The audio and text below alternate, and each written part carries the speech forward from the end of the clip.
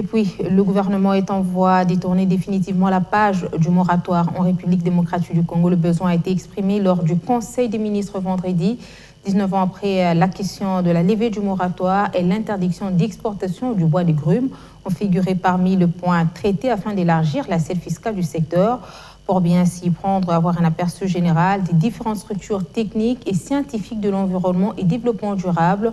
La vice-premier ministre, ministre de l'Environnement et développement durable, a inspecté les locaux de l'Agence congolaise de l'environnement en charge de l'évaluation d'impact environnemental.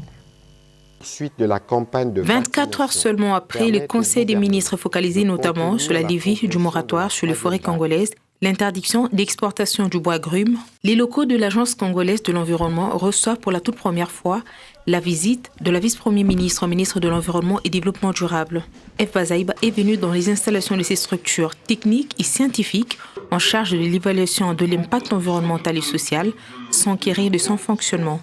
Sur place, elle a eu droit à la ronde des différents bureaux.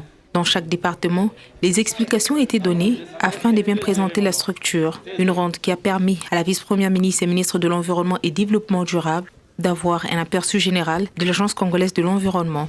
J'ai une mission politique, mais cette mission, pour réussir, doit être accompagnée des techniciens.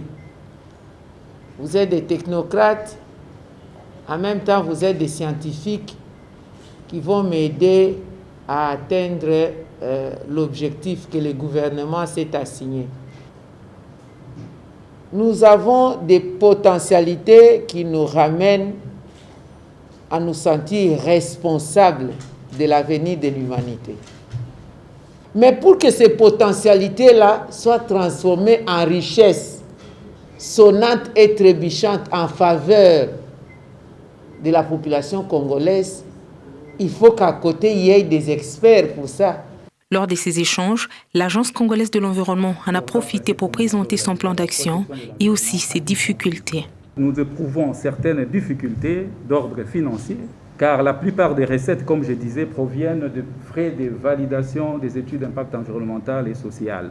Il est difficile d'appliquer, parce qu'on a un arrêté ici pour qu'on calcule la somme à payer.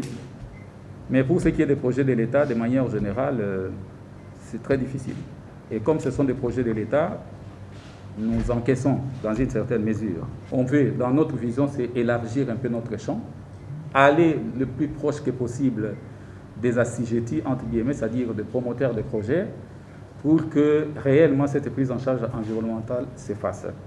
Des échanges qui se sont fait accompagner de la remise de certains textes légaux portant sur la création et fonctionnement de l'ACE.